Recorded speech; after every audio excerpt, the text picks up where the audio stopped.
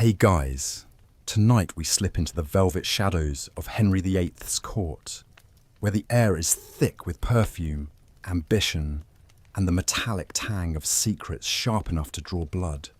You're curled under a blanket, the room lit only by the glow of your screen, but close your eyes for a second and you're there. Candle flames trembling in drafty corridors, silk rustling like conspiratorial whispers, and somewhere a lute plucks a tune that sounds suspiciously like a warning. You probably won't survive this court with your reputation intact, let alone your head. But that's half the fun. So, before you get comfortable, take a moment to like the video and subscribe, but only if you genuinely enjoy what I do here. And let me know in the comments where you're tuning in from and what time it is for you.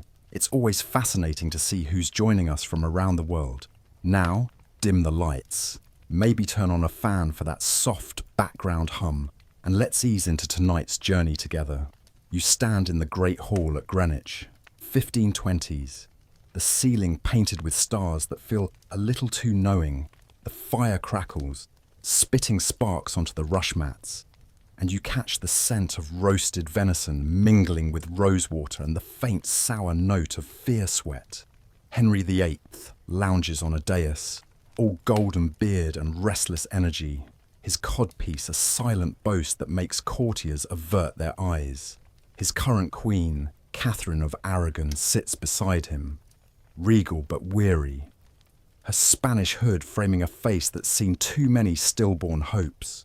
The court buzzes, nobles in slashed doublets, ladies in gowns stiff with seed pearls, everyone performing loyalty while calculating angles. You feel the weight of eyes on you, measuring your worth in alliances and gossip.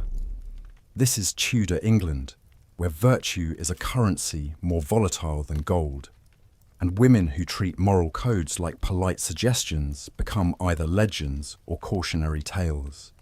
The mainstream fact you can hang your hat on: Henry VIII will marry 6 times, divorce twice, behead 2 wives, and drag England kicking and screaming out of the Catholic Church, all before his waistline gives up. The quirky tidbit: some courtiers swore the king's leg ulcer smelled so bad that pages fainted carrying away the pus-soaked bandages. Romance, Tudor style. Historians still argue whether Henry's obsession with Anne Boleyn was love, lust, or a midlife crisis dressed up in theology. You drift closer to the musician's gallery, where a dark-eyed woman with a French hood, tilted at a dangerous angle, plucks a lute with fingers that seem to mock the melody.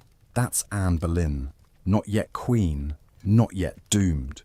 Just a girl who learned in France that a well-timed no can topple empires. Her laugh is low, like velvet dragged across steel. And when she glances at Henry, you see the king sit straighter, as if someone yanked an invisible string. You've heard the rumours. She's been educated at the court of Claude of France, speaks fluent French, reads forbidden books, and dances the galliard so lightly her feet barely kiss the floor. In Tudor terms, that's practically witchcraft. You follow her gaze to the king's sister, Mary, once the toast of Europe, now married to a duke and pretending domestic bliss. Mary's the one who taught Anne the game: how to smile without promising, how to let a sleeve brush a royal hand and then vanish before consequences arrive. You remember the crocodile dung sunscreen from last week's Egyptian episode? Well, Tudor ladies used lead-based ceruse to whiten their faces, poisoning themselves for beauty. Anne's skin glows without it, a quiet rebellion. You lean against a pillar, feeling the cold stone through your imaginary doublet, and watch Henry send a page scurrying with a jewel the size of a quail's egg. Anne accepts it with a curtsy so perfect it feels like a slap. The hall quiets as the king rises, his limp barely noticeable tonight, adrenaline masking the pain. He calls for a mask, and suddenly you're swept into a whirl of masks and feathers. Anne partners with Henry, her gown a swirl of emerald that catches torchlight like dragon scales. You catch snippets of their banter, her wit sharp, his laughter too loud. A courtier mutters that Mistress Boleyn refused the king's first advance with such grace he proposed another. 7 years, they say, he'll chase her. 7 years of letters, gifts, and increasingly desperate poetry. You smell the ink on the parchment even from here. Imagine Henry hunched over a desk, quill scratching out lines like, "My heart is yours, though my wife still breathes." You slip out to the privy garden, moonlight silvering the clipped yew hedges. The air is cooler, scented with lavender and the Thames' muddy breath. Somewhere, a nightingale sings, oblivious to the human drama. You think of Catherine of Aragon, praying in her chapel for a son who will never come, while Anne Boleyn calculates angles like a chess master. The mainstream fact: Catherine has been married to Henry for nearly 20 years, bore 6 children, only one surviving. A daughter, Mary, stubborn and devout. The quirky tidbit: Henry once jousted in a suit of armour engraved with "Sir Loyal Heart," a joke that aged poorly. Historians still argue whether Catherine's refusal to retire quietly to a nunnery was pride or principle. Back inside, the mask ends. Masks come off, and faces look suddenly vulnerable. Anne curtsies to the king, her eyes never leaving his, and you feel the court hold its breath. This is the moment the Tudor world tilts. You taste the wine on your tongue, claret, sharp and expensive, and realise every sip is a wager on tomorrow's alliances. You watch Anne glide away, her sister Mary trailing like a shadow, and wonder which Boleyn will burn brighter. The fire pops, sending up a shower of sparks, and you flinch, imagining the executioner's block years from now. But that's future history. Tonight, the game is just beginning. You linger as the hall empties, footsteps echoing on stone. A servant snuffs candles, plunging corners into darkness. You catch a glimpse of Thomas Wolsey, the king's advisor, his cardinal robes pooling like blood. He's watching Anne too, calculating how to turn her ambition to his advantage. You remember the crocodile dung sunscreen again, how the Egyptians preserved their skin while Tudors poisoned theirs. Anne's playing a longer game, preserving something more than beauty. You feel the chill of the river through an open window and pull your cloak tighter, though you're only imagining it. The king retires, his entourage trailing like ducklings. Anne vanishes into the ladies' chambers, where you imagine her unpicking her French hood, letting down hair black as ravens' wings. You wonder what she dreams of: power, love, or simply survival. The court settles into uneasy quiet, but you know the wheels are turning. Somewhere, a scribe copies Henry's latest love letter, wax-sealing secrets that will one day be evidence. You smell the tallow candles guttering, hear the creak of floorboards under guarded feet. This is Tudor England, where a glance can be treason and a kiss can rewrite religion. You drift to the chapel, where Catherine kneels, her rosary clicking softly. Her faith is a shield, but even shields crack. You think of the mainstream fact: Pope Clement VII refuses to annul her marriage, trapped between Holy Roman Emperor Charles V, Catherine's nephew, and Henry's impatience. The quirky tidbit: Henry once sent Catherine a deer he'd killed himself. Heart still warm, as a love token. Historians still argue whether it was romantic or a veiled threat. You light a candle for her, though you're not sure why, and watch the flame dance like Anne's eyes. Outside, dawn creeps over the Thames, turning the water pewter. You imagine Anne at her window, watching the same light, planning her next move. The court stirs, servants stoking fires, pages gossiping, the king already dictating letters. You feel the weight of history pressing down, velvet and iron. This is where it begins, where a woman's no becomes a revolution. You yawn, the blanket warm around your shoulders, and realize you've been holding your breath. The Tudors do that to you. You blink, and suddenly you're back in your room, the fan humming softly, but the scent of rosewater lingers. You think of the women you'll meet tonight: Anne, Catherine, Mary, Jane, each navigating the same treacherous waters with different compasses. Some will drown, some will swim, one will rewrite the rules. You stretch, feeling the ache of imaginary court shoes, and smile. The mainstream fact: by 1533, Anne will be queen, crowned with St. Edward's crown, pregnant with the future Elizabeth I. The quirky tidbit: her coronation banquet served 1,000 dishes, including a subtlety shaped like a chessboard, strategy and sugar. Historians still argue whether Anne orchestrated her rise or simply surfed Henry's obsession. You settle deeper into the blanket, the screen's glow softening. The court fades, but its echoes remain. Silk rustling, hearts racing, a lute string snapping like a neck. You remember the crocodile dung sunscreen, how survival often means coating yourself in something toxic. Anne's doing it now, layering charm over ambition, smile over steel. You close your eyes, and the hall dissolves into darkness, but you're not afraid.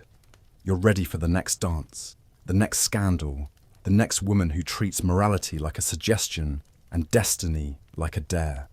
The fan hums, the night deepens, and you drift toward the sound of hooves on cobblestones, toward a girl who hasn't yet said yes, but hasn't said no either. You dream of Greenwich again, the river lapping at stone, gulls crying overhead. Anne stands on a balcony, her gown catching the breeze, and for a moment she looks almost gentle. Then she turns, eyes sharp as winter, and you know gentleness is just another mask. You feel the weight of the jewel Henry sent, heavy in her palm, and wonder if she'll keep it or melt it down for something sharper. The mainstream fact: Anne will refuse to be Henry's mistress, demanding marriage or nothing.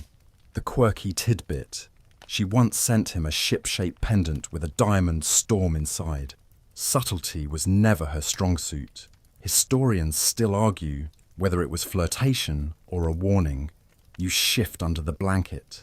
The fans breeze cool on your cheek.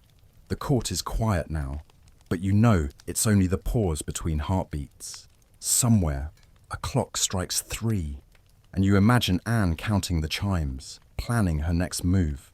You smell the lavender from the privy garden, feel the stone under your feet, and realize you're walking again, following her shadow through corridors that smell of wax and intrigue. The Tudors are waiting, and they don't like to be kept. You smile, half asleep, and let the story pull you deeper into the velvet dark where scandals are born and queens are made. You feel the silk of Anne's French gowns brush against your fingertips as you trail her through the torchlit corridors of Hever Castle.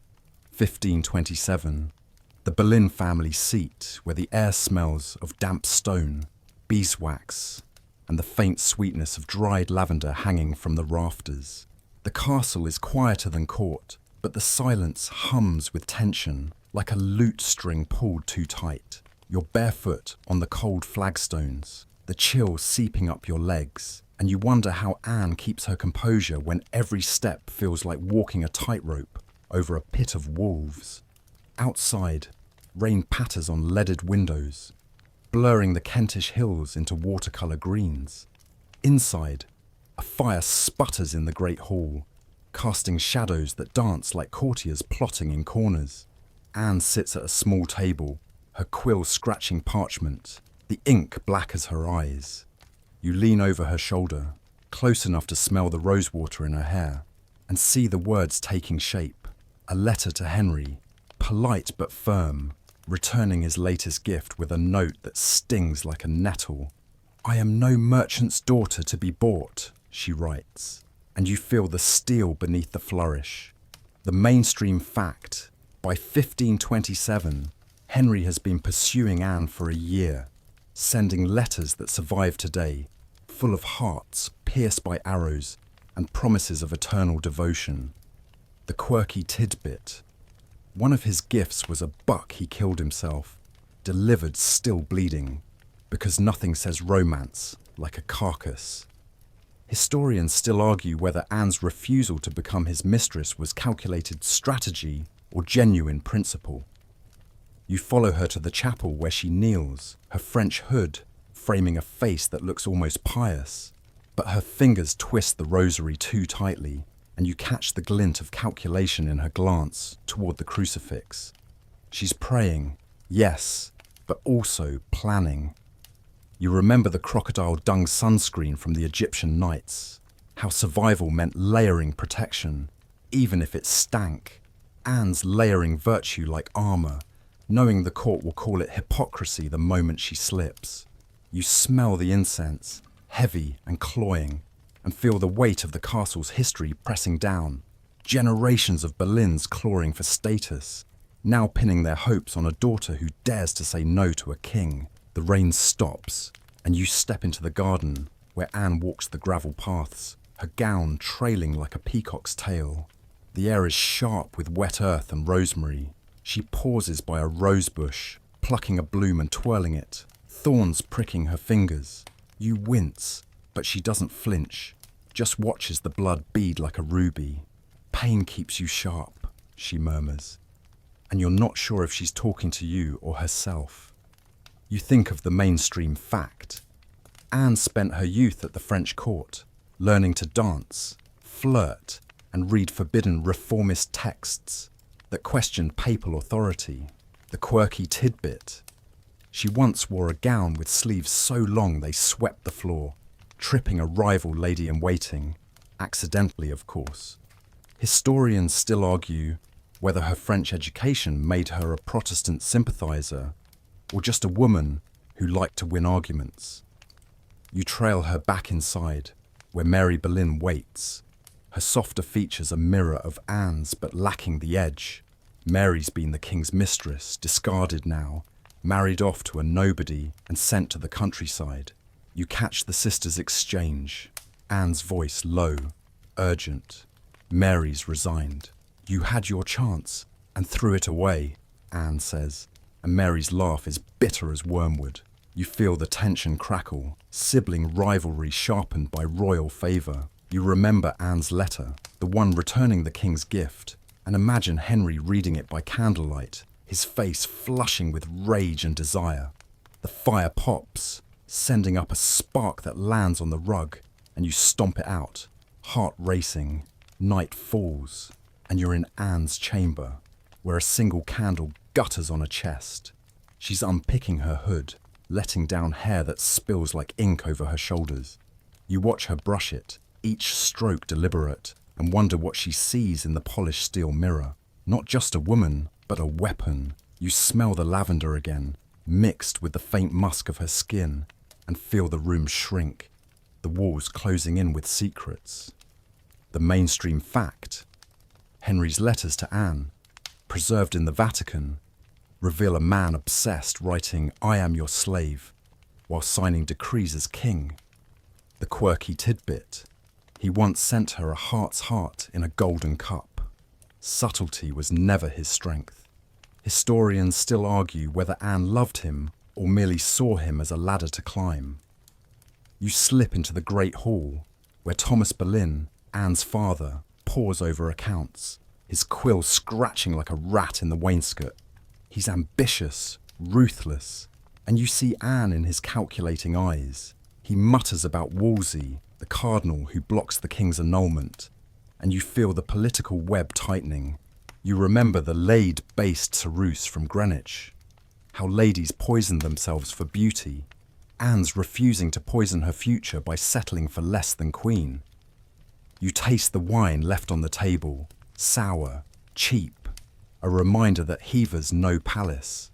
The fire's dying, and you feed it a log, watching flames leap like Henry's temper. Dawn creeps in, grey and reluctant. You find Anne in the stables, stroking a horse's muzzle, her breath mingling with the animals. She's wearing a riding habit, practical but still elegant, and you imagine her galloping across the fields, outrunning the court's gossip. You smell the hay, the leather, the faint sweetness of apples in a bucket. She mounts, side saddle, and for a moment she's free, the wind whipping her hair. You run alongside, lungs burning, but she's already gone, a speck against the hills. The mainstream fact. Anne's refusal to sleep with Henry forces him to seek an annulment from Catherine, citing a biblical technicality about marrying his brother's widow. The quirky tidbit? Henry's brother Arthur died at 15, possibly a virgin, making the whole argument a legal fiction. Historians still argue whether Anne suggested the strategy or Henry's advisors did. You're back at Hever by noon, where Anne meets a messenger, his boots caked with mud from London. He hands her a letter, sealed with the king's ring, and you see her fingers tremble just for a second. She reads it in the solar, sunlight slanting through stained glass, painting her face in reds and blues. You catch the words, "great matter," Henry's term for his divorce, and feel the weight of empires shifting. She folds the letter, tucks it into her sleeve and smiles, a small, dangerous curve. You remember the rose bush, the blood on her fingers, and realize she's pruning her life the same way, cutting away anything that doesn't serve her bloom. The day drags, and you wander the castle, touching tapestries frayed by time, tracing carved initials in window seats. You find Mary again, sewing in a corner, her needle flashing like a dagger. She hums a French tune, and you catch the lyrics, something about love and loss. You feel her sadness, heavy as the damp air, and wonder if Anne ever envies her sister's escape from the game. The mainstream fact: Mary Boleyn's affair with Henry produced 2 children, possibly the king's, though he never acknowledged them. The quirky tidbit: she was nicknamed the Great Prostitute by Francis I of France, a title that followed her like a stain. Historians still argue whether she was a victim of her family's ambition or a willing player. Evening falls, and you're in the hall again, where Anne dines with her family. The table's sparse, but the conversation sharp. Thomas talks of Wolsey's fall, how the cardinal's failure to secure the annulment has made him enemies. Anne listens, her eyes gleaming, and you see the future taking shape. Her cousin Mary Shelton will write poems about this moment, ink capturing ambition. You taste the pottage, thick with leeks, and feel the warmth spread through you, grounding you in this moment before it all combusts. The fire crackles, and you imagine Henry in Whitehall, pacing, his ulcer throbbing, his mind on Anne. You slip outside, where the moon hangs low, silvering the gravel. Anne's silhouette appears at a window, candlelight behind her, and you feel the pull of her gravity. She's a comet, burning bright, and you're caught in her tail. You remember the crocodile dung sunscreen, how protection often comes at a cost. Anne's paying in sleepless nights, in letters that could be her noose. The mainstream fact: by 1529, Wolsey's failure leads to his arrest, and Thomas Cromwell rises, a man who will help Henry break the church to win Anne. The quirky tidbit: Cromwell kept a pet ferret, a detail that feels oddly human amid the scheming. Historians still argue whether Anne influenced Cromwell's reformist ideas or merely benefited from them. The night deepens, and you're in Anne's chamber again, where she writes another letter, her quill steady now. You read over her shoulder: "Your Majesty's devotion honours me, but I remain a maid." It's a dare, a dance, and you feel Henry's frustration across the miles. You smell the ink, sharp and permanent, and imagine it binding them both to fate. The candle gutters, wax pooling like blood, and you shiver, though the room's warm. You think of Catherine, alone in her palace, clinging to her title, and Mary, sewing in the shadows, and realise Anne's rewriting the rules for all of them. You drift to the chapel, where a single candle burns before the Virgin. Anne's not there, but you kneel anyway, feeling the stone bite your knees. You pray for her, though you're not sure what for. victory, mercy, or simply survival. The mainstream fact, Anne's motto, ainsi sera, grogne qui grogne, let them grumble, that's how it's going to be, appears on her badges, a defiant promise. The quirky tidbit, she had a sixth finger, or so rumours claimed, though no portrait shows it. Historians still argue whether it was a deformity or a smear by her enemies. Dawn breaks, and you're in the courtyard, where Anne prepares to return to court, her trunks packed with gowns, books, and secrets. You watch her mount a horse, her posture perfect, and feel the castle exhale as she leaves. The gravel crunches under hooves, and you run alongside again, but this time you let her go. She's a storm now, gathering force, and you're just a witness. You smell the morning mist, taste the dew on your lips, and smile. The Tudors are calling, and Anne's ready to answer. You settle back under your blanket. The fans hum, a distant echo of hoofbeats. The castle fades, but Anne's silhouette lingers, a dark slash against the dawn. You remember the rosebush, the blood, the letter tucked in her sleeve. She's not queen yet, but she's already won the first round. You yawn, eyes heavy, and let the story pull you deeper, into the silk and steel of a woman who said no and meant maybe.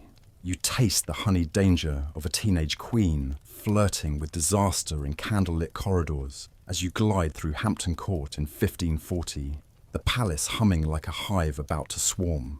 The air is thick with beeswax, roasted swan, and the cloying sweetness of rosewater masking the king's festering leg ulcer. You're barefoot again, the polished oak floors cool under your soles, and every footstep echoes like a heartbeat in the hush before scandal erupts. Outside, the Thames slides past in inky silence, moonlight glinting off the water like a conspirator's blade. Inside, torches sputter in iron sconces, casting shadows that writhe across tapestries of hunting scenes. Stags brought down by arrows, a metaphor no one dares voice. Catherine Howard flits past you, barely 16, her gown a froth of silver tissue that catches the light like fish scales. You catch her scent, orange blossom, and youthful recklessness, and feel the court's collective inhale as she laughs, high and tinkling at something a young courtier whispers. That's Thomas Culpeper, handsome as sin, his doublet unbuttoned just enough to hint at danger. You remember Anne Boleyn's calculated no from Hever, the steel beneath silk, and realise Catherine's playing a different game, one where rules are suggestions and consequences are for tomorrow. The mainstream fact, Catherine became Henry's fifth wife in July 1540, just 16 days after his annulment from Anne of Cleves, the marriage lasting less than 2 years before her execution. The quirky tidbit, she once danced so vigorously her garter slipped, and Henry retrieved it with a grin that made courtiers blush. Historians still argue whether Catherine was a naive pawn or a willing adulteress. You follow her into the Queen's apartments, where ladies giggle over embroidery hoops, their needles flashing like tiny swords. The fire crackles, spitting sparks onto the turkey rug, and you smell the mulled wine steaming in a silver cup. Catherine perches on a cushion, her feet tucked under her, and you see the contrast. Anne's sharp wit versus this girl's bubbly charm. You remember the crocodile dung sunscreen, how protection often meant discomfort. Catherine's armour is youth, and it's already cracking. A letter slips from her sleeve, folded small, and you catch Culpeper's seal. A heart pierced by an arrow, ironic in hindsight. You taste the wine on your tongue, sweet and spiced, and feel the room tilt as secrets ferment. The king lumbers in, 50 now, his girth straining the seams of a gold-brocaded doublet. You smell the ulcer before you see it, a sour rot that makes pages pale. But his eyes light on Catherine, and for a moment he's young again, calling her his rose without a thorn. You wince at the metaphor, roses have thorns, and this one will draw blood. He gifts her a ring, heavy with rubies, and she kisses his cheek with practiced affection. You remember Anne's refusal of jewels, the way she made Henry chase. Catherine accepts everything, her laughter a currency that buys time. The mainstream fact: Henry showered Catherine with jewels, lands and titles, including estates confiscated from Thomas Cromwell after his execution. The quirky tidbit: she had a pet monkey that once stole the king's spectacles, causing a court-wide panic. Historians still argue whether Henry's generosity was love or compensation for his declining virility. You slip into the gardens, where Catherine meets Culpeper under a yew arch, the leaves whispering overhead. The moon silvers her hair, and you feel the night hold its breath. His hand brushes hers, and you taste the danger, sharp as vinegar. She giggles, nervous, and you remember Mary Boleyn's quiet countryside escape. Catherine's not escaping, she's diving headfirst. You smell the damp earth, the faint musk of her perfume, and hear the rustle of her gown as she leans closer. A note changes hands, wax warm from her palm, and you imagine the words, "Meet me at midnight," burning like a brand. The mainstream fact: love letters between Catherine and Culpeper were later discovered, damning evidence of their affair. The quirky tidbit: one note ended with, "Yours as long as life endures," a promise that lasted months, not years. Historians still argue whether the letters prove physical adultery or merely emotional infidelity. Back inside, you're in the privy chamber, where Catherine dances with her ladies, the lute plucking a galliard that makes skirts whirl. You spin with them, dizzy, the candlelight blurring into streaks of gold. Her cousin Jane Boleyn, yes, that Boleyn, Anne's sister-in-law, watches from the shadows, her eyes sharp as a hawk's. You remember Jane's betrayal of Anne and George, the testimony that sent them to the block. Now she's Catherine's confidant, arranging meetings, carrying messages. You taste the hypocrisy, bitter as alum, and feel the web tightening. The fire pops, and you flinch, imagining the executioner's axe. Catherine laughs, oblivious, her feet light on the floorboards. Night deepens, and you're in the Queen's bedchamber, where Catherine undresses, her gown pooling like moonlight. You see the marks of her upbringing, scars from a step-grandmother's beatings, a reminder of the Howard household's cruelty. She hums, brushing her hair, and you catch her reflection, eyes wide, lips parted, a girl playing queen. You remember Anne's steel mirror, the calculations within. Catherine's mirror shows only desire. You smell the lavender water in her basin, feel the silk of her nightgown, and hear the creak of the bed as she slips beneath the covers. The candle gutters, wax dripping like tears, and you wonder how many nights until the game ends. Dawn creeps in, grey and sullen. You find Catherine in the chapel, kneeling, her rosary clicking softly. But her eyes dart to the door, and you know she's counting minutes until Culpeper's next visit. You smell the incense, heavy and sombre, and feel the weight of her crown, literal and figurative. The mainstream fact: Catherine's pre-contract to Francis Derham, a former suitor, was used as evidence of bigamy, though historians debate its legality. The quirky tidbit: Derham called her wife in front of witnesses, a boast that sealed her fate.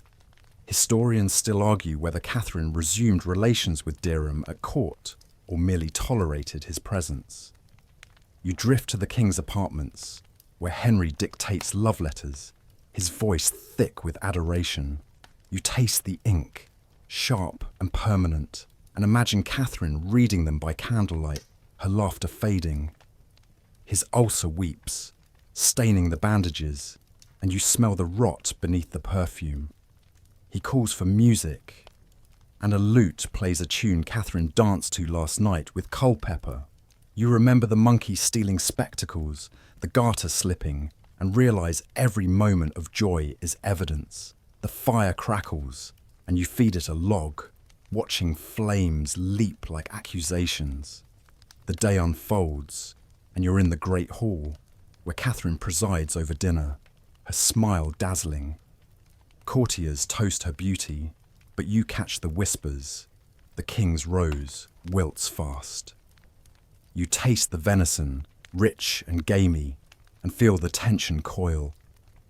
Jane Boleyn passes a note under the table, her fingers brushing Catherine's, and you see the Queen's cheeks flush.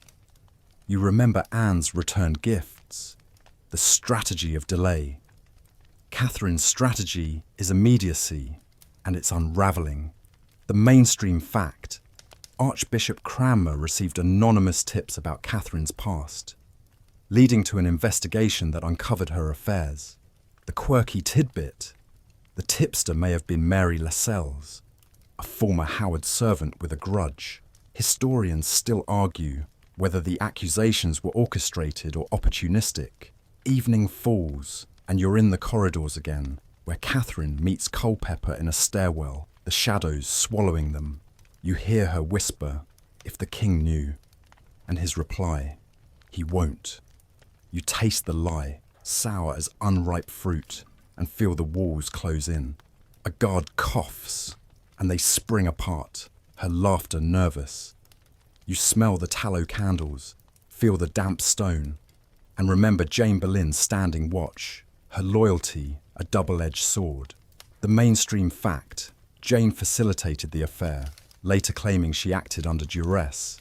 The quirky tidbit: she once hid Culpeper in Catherine's privy chamber during a royal progress.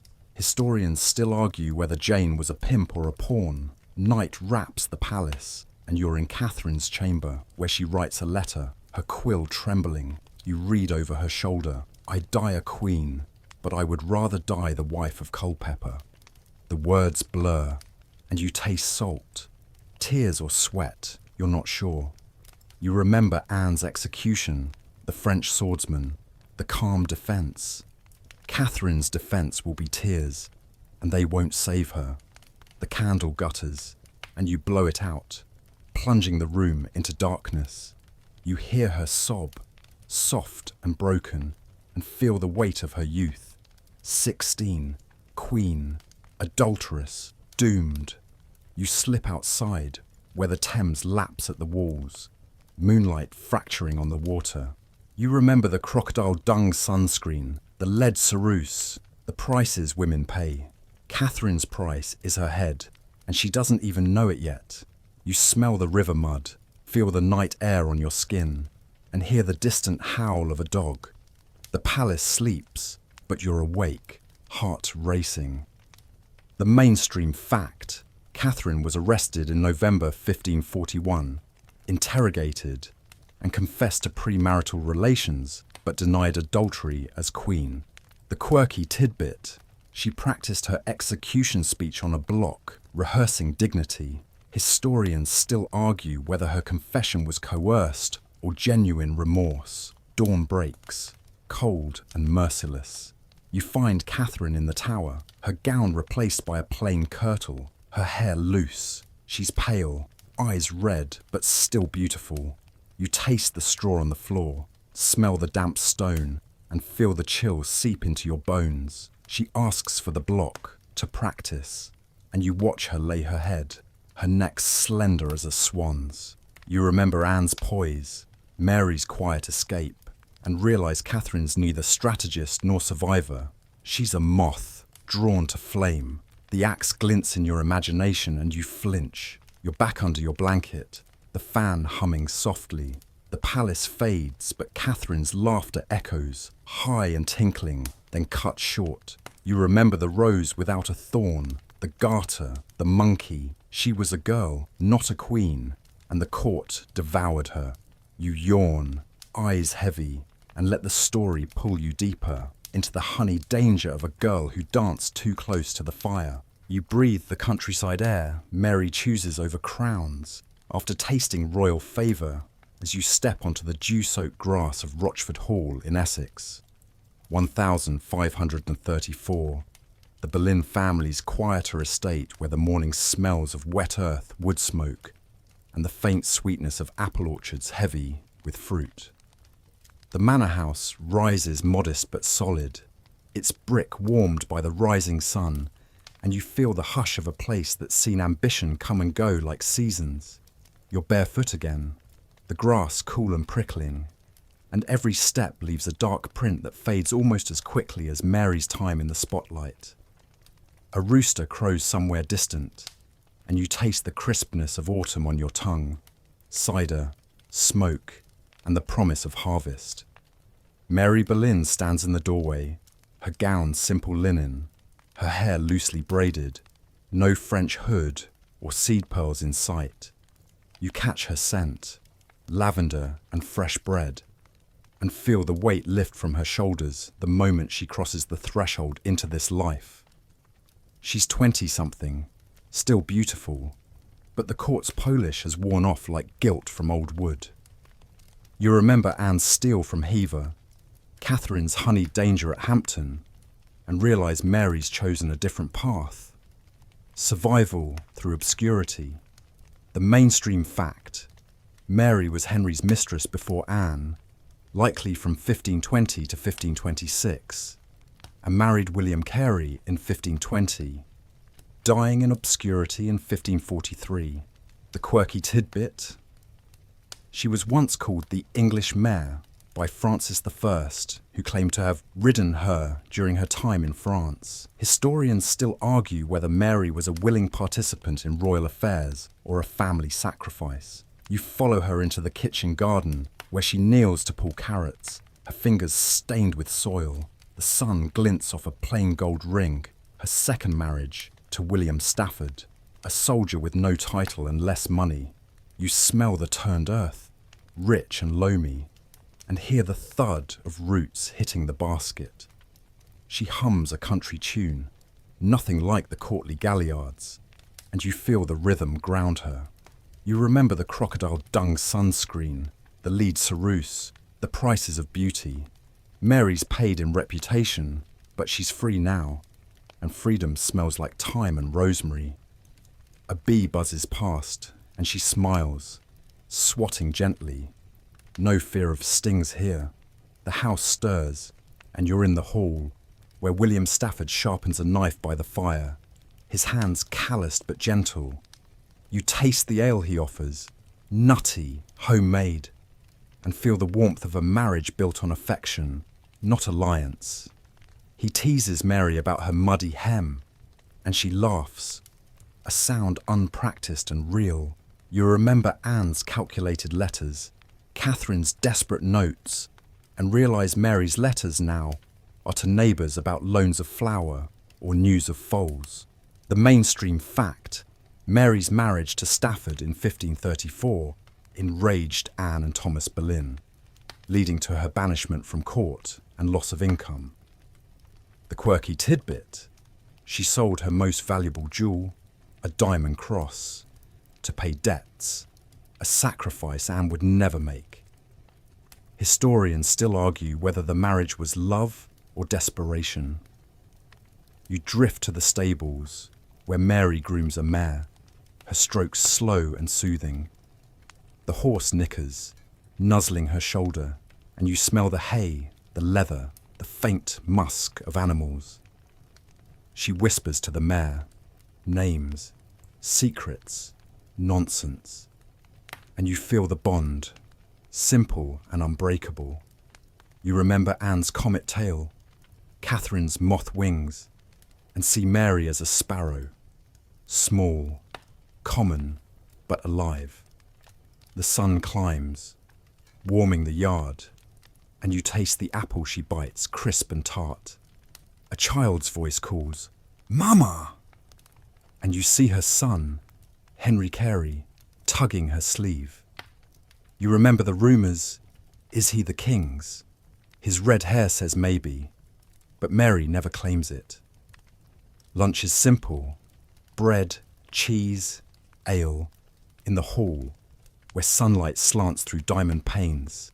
You sit at the trestle table, feeling the wood's grain under your fingers, and listen to Mary and William plan the harvest. No politics, no poison, just the rhythm of seasons. You taste the cheese, sharp and creamy, and feel the ease settle over you like a blanket. You remember Jane Boleyn's shadow games, Catherine's candlelit risks, and realise Mary's risk was walking away. The mainstream fact: Mary had 2 children with Carey, Catherine and Henry, and possibly 2 with Henry VIII, though unacknowledged. The quirky tidbit: Henry Carey was later made Baron Hunsdon by Elizabeth I, a quiet nod to blood. Historians still argue whether Elizabeth knew or simply rewarded loyalty. Afternoon finds you in the orchard where Mary picks apples, her basket heavy. The leaves rustle, gold and red, and you smell the fruit's sweetness, the faint rot of windfalls. She climbs a low branch, skirt hitched, and you laugh. She's no queen, but she's free. A letter arrives, carried by a dusty messenger, and you see her face tighten. It's from Anne, now queen, demanding Mary return to court. You taste the bitterness in her mouth, feel the pull of family, but she burns the letter in the kitchen fire, watching the wax curl. "I've had my crown," she says, and you believe her. Evening falls, and you're by the hearth, where Mary spins wool. The wheels hum a lullaby. You smell the lanolin, feel the yarn's softness, and hear William tell a story of battles long past. The fire crackles, casting shadows that dance like old courtiers. Gone, forgotten, you taste the stew, rabbit, onions, herbs, and feel the warmth spread. You remember Anne's coronation, Catherine's execution, and realise Mary's outlived the drama. The mainstream fact: Mary died in 1543, likely of natural causes, buried quietly in an unmarked grave. The quirky tidbit: her descendants include Charles Darwin and Winston Churchill. Quiet legacy. Historians still argue whether her obscurity was punishment or peace. Night deepens, and you're in their chamber, where Mary and William share a bed. No canopy, no secrets. You hear their murmurs, love, plans, laughter, and feel the simplicity wrap around you. You smell the lavender in the sheets, taste the sleep on your tongue, and drift. You remember the court's perfume, the ulcers rot, and breathe clean air. Mary's chosen chickens over crowns, and you envy her. Dawn breaks, and you're in the yard, where Mary milks a cow, her hands steady. The milk steams in the pail, and you taste its warmth when she offers a sip. The sun gilds the fields, and you feel the day stretch. Work, love, survival. You remember the crocodile dung sunscreen, the prices paid. Mary's price was fame, and she's richer without it. You settle under your blanket, the fan humming. Rochford fades, but Mary's laugh lingers, soft and real. You remember the apple, the yarn, the child's voice. She started as mistress, ended as wife, and proved survival can be scandalous. You walk barefoot beside Jane Shore through jeering London streets in nothing but a whisper-thin shift as the bells of St. Paul's toll the hour of public penance. 1483. The air sharp with October frost, and the sour stink of unwashed crowds press shoulder to shoulder along Cheapside. The cobblestones bite your soles like tiny teeth, and every step sends a jolt up your spine. But Jane keeps her chin high, her golden hair loose and tangled, catching the weak sunlight like a halo no one believes in anymore. You smell the smoke from bakeries, the horse dung underfoot, the sweat of the mob baying for spectacle. Her shift, once fine linen, now damp with dew and shame, clings to her skin, translucent enough that you catch the curve of her hip, the tremor in her thighs. The mainstream fact: Jane Shore, mistress of Edward IV, was forced to walk barefoot in a kirtle carrying a taper through London, as penance for harlotry after Richard III accused her of witchcraft. The quirky tidbit. Chroniclers claimed the crowd wept more for her beauty than her sin. Some even fainted, though pickpockets did brisk business in the crush. Historians still argue whether the penance was genuine punishment or Richard's publicity stunt to blacken Edward's memory. You match her pace, feeling the stones bruise, the chill seep into your bones. The crowd surges, fishwives, apprentices, merchants in fur-lined cloaks, all shouting harlot and witch, yet their eyes drink her in like wine. A tomato splatters against her shoulder, juice running red as blood, and you flinch. But Jane doesn't. She lifts the wax taper higher, its flame trembling yet unbroken, and you taste the salt of tears. Not hers, yours. You remember Anne Boleyn's calculated poise, Catherine Howard's reckless laughter, Mary Boleyn's quiet escape. Jane's poise is different, raw, public, a performance she never auditioned for. You smell the tallow of her candle, the rot of vegetables hurled, the faint lavender that still clings to her skin from better days. A priest leads the procession, his voice droning Latin that floats over the jeers like smoke. Behind Jane, 2 churchwardens carry the cross, their faces grim with duty. You glance back and see Edward's old courtiers, some averting eyes, others smirking. You remember the mainstream fact. Edward IV died suddenly in April 1483, leaving Jane unprotected. Richard III seized power and needed scapegoats. The quirky tidbit. Jane had once persuaded Edward to pardon a man sentenced to death for stealing a loaf. Now she's the one condemned. Historians still argue whether Richard's accusations of sorcery were political theatre or genuine paranoia. You reach the corner of Paternoster Row, where the crowd thickens. A child darts forward, offering a wilted daisy, and Jane takes it, tucking it behind her ear with a smile that silences the jeers for a heartbeat.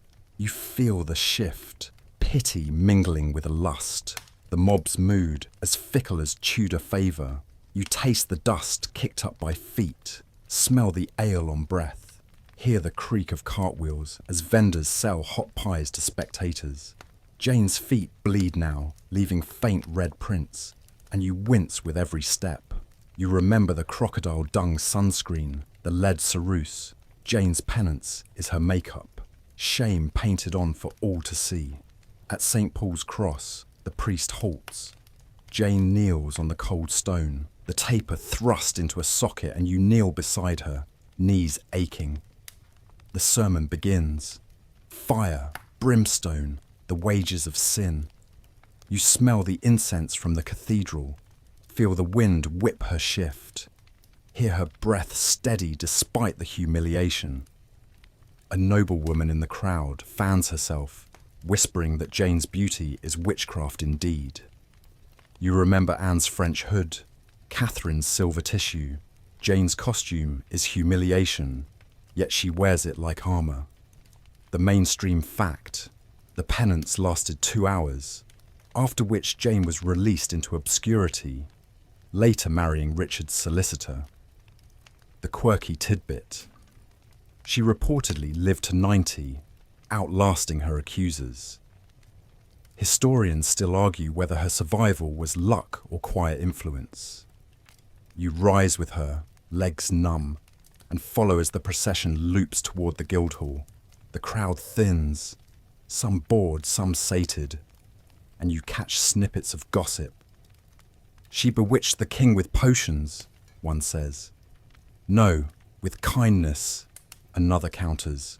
You taste the lie in the air, thick as fog. Jane's eyes meet yours for a moment, grey, steady, ancient, and you feel the weight of her silence. She's not begging mercy, she's enduring. You remember Mary Boleyn burning Anne's letter, choosing peace. Jane's choosing dignity in defeat.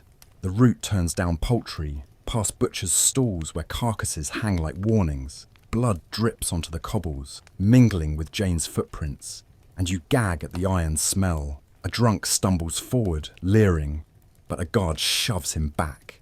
You feel the press of bodies, the heat despite the cold, the fever of spectacle. Jane's taper gutters, wax dripping onto her fingers, and she doesn't flinch. You remember Catherine's rehearsed execution speech. Jane's speech is her silence, every step a syllable.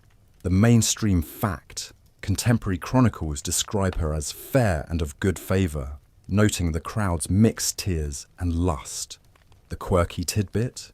One account claims a shoemaker offered her clogs, refused by the priest as part of the penance. Historians still argue whether the barefoot rule was canon law or Richard's flourish. At the Standard in Cheapside, the procession pauses again. Jane's shift is muddied now, her hair snarled, but her beauty burns brighter in ruin. You smell the conduit's water, hear the fountain splash, feel the mist on your face. A merchant tosses a coin, pity or payment, you're not sure, and it rolls underfoot. You remember Anne's returned jewels, Catherine's accepted rubies. Jane's currency is shame, and she's bankrupt yet unbroken. The priest intones another prayer, and you bow your head, tasting wax and tears. The final stretch leads to St. Mary le Bow, where the bells peal a dirge. Jane's feet are raw, her shift torn, but she walks the last yards with the grace of a queen. You feel the cobblestones smooth here, worn by centuries of feet, and imagine the ghosts of other penitents. The crowd dwindles, dinner calls or conscience, and you're alone with her in the echo of bells. She blows out the taper, smoke curling like a sigh, and you smell the extinguished wick.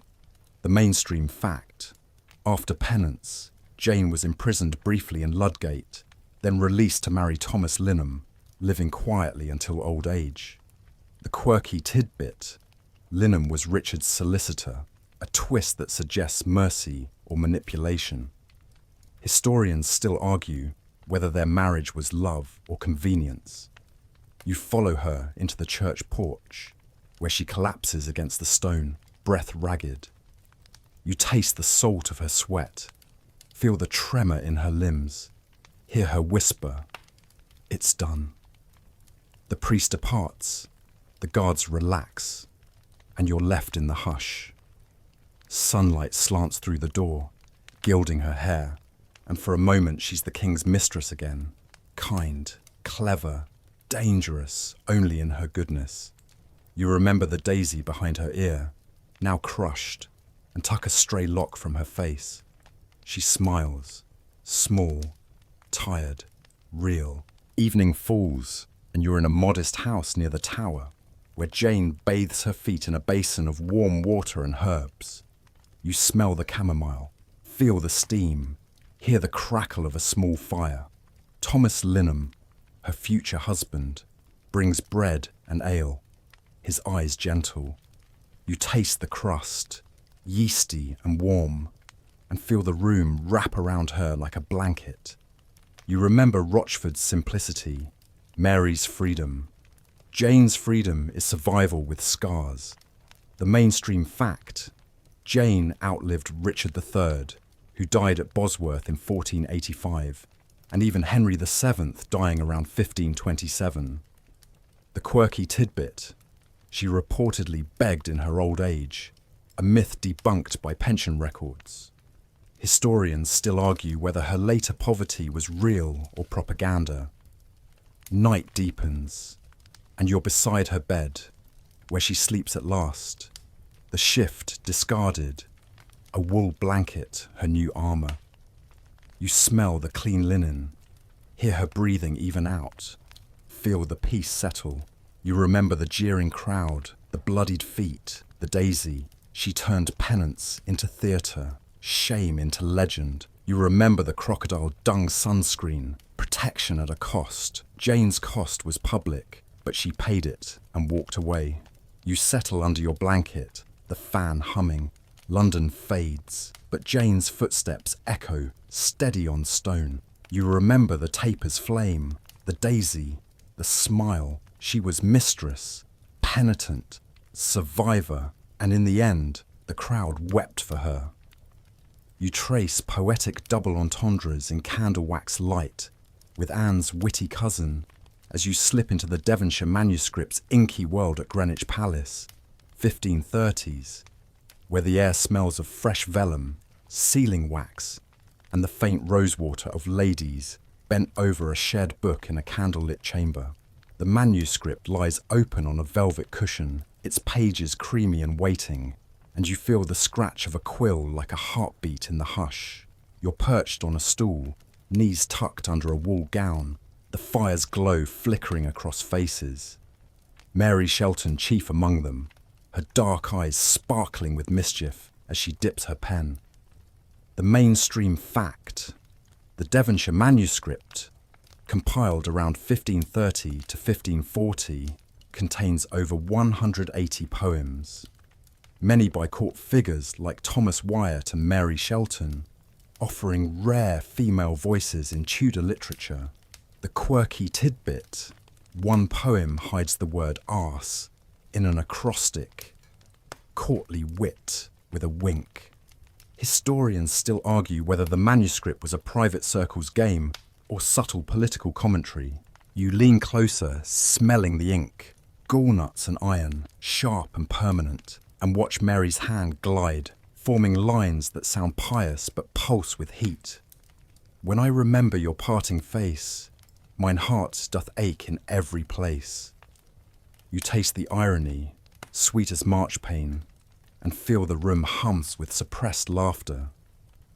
Anne Boleyn lounges nearby, her French hood tilted, reading aloud in a voice like velvet over steel. You remember Jane Shaw's barefoot penance, Mary Boleyn's quiet hearth. Mary Shelton's weapon is ink, and she wields it with a smile. The candle gutters, wax pooling like secrets, and you catch the double meaning. Parting face indeed. The ladies pass the book, each adding a verse, the quill travelling like a conspirator. You smell the lavender in their hair, feel the warmth of bodies pressed close, hear the scratch of creation.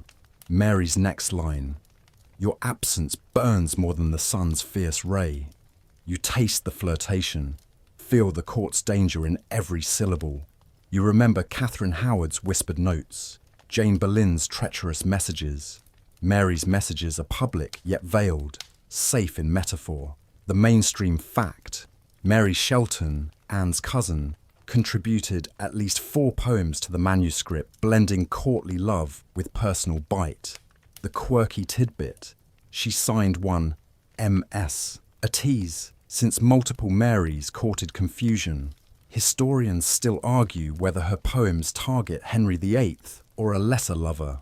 You drift to the window where moonlight silvers the Thames and imagine the verses travelling, copied, recited, whispered in corridors. Mary dips her quill again, her tongue peaking in concentration, and you feel the thrill of creation. The fire pops, sending up a spark that lands on the page. She brushes it away, laughing. You taste the wine passed in a silver cup, claret, sharp and warming, and hear Anne tease, "Careful, cousin, or the king will think you pine for him." Mary's reply is a smirk, her pen answering for her. You remember Anne's returned jewels, Catherine's desperate letters. Mary's jewels are words, and she spends them freely. Night deepens, and you're in the circle, the manuscript open to a new page. Mary writes, "My lute awake, perform the last labour that thou and I shall do." You taste the melancholy, feel the undercurrent of danger. Anne's rise is fragile, and poetry is prophecy. You smell the vellum's faint sheepiness, hear the quill's whisper, feel the candle's heat on your cheek. Another lady adds a line, then another, the poem growing like a shared secret. You remember the crocodile dung sunscreen, protection through disguise. Mary's disguise is metaphor, her armour ambiguity. The mainstream fact, The manuscript includes works by Thomas Wyatt, whose Who So List to Hunt is widely read as about Anne Boleyn. The quirky tidbit: Wyatt was once imprisoned for brawling over a lady, poetic passion turned literal. Historians still argue whether Mary's verses respond to Wyatt or mock him.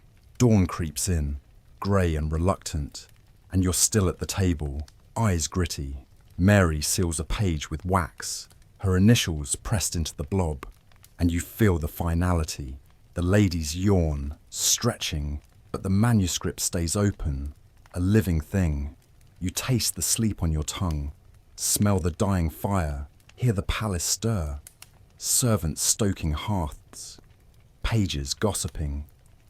Mary tucks a stray hair behind her ear, her smile soft now, and you realise she's survived by never crossing the line into mistress. You remember Jane Shaw's public shame, Catherine's fatal flirtation. Mary flirts with paper, not power. The day unfolds, and you're in the gardens, where Mary walks with the manuscript under her arm, reciting lines to the roses. You smell the blooms, damask, heady, and feel the sun warm the gravel. She pauses by a fountain, dipping her fingers, and you taste the water's coolness when she flicks a drop at you. Laughter bubbles, light as her verses. And you remember Anne's comet, Catherine's moth. Mary's a butterfly, touching flowers without bruising them. The mainstream fact: Mary married Sir Anthony Heveningham in 1540, living quietly after Anne's fall. The quirky tidbit: her husband was a Catholic, a quiet rebellion in Protestant-leaning court. Historians still argue whether her poetry stopped after marriage or went underground. Afternoon finds you in the chapel, where Mary kneels, the manuscript hidden in her sleeve. You smell the incense, feel the stones chill, hear her whisper a prayer, not for victory, but for wit. The candle before the Virgin flickers, and you taste the wax again, see her reflection in the polished altar. She's no queen, no martyr, just a woman who turns longing into art. You remember Rochford's simplicity, London's jeers. Mary's world is ink and candlelight, safe, yet sharp.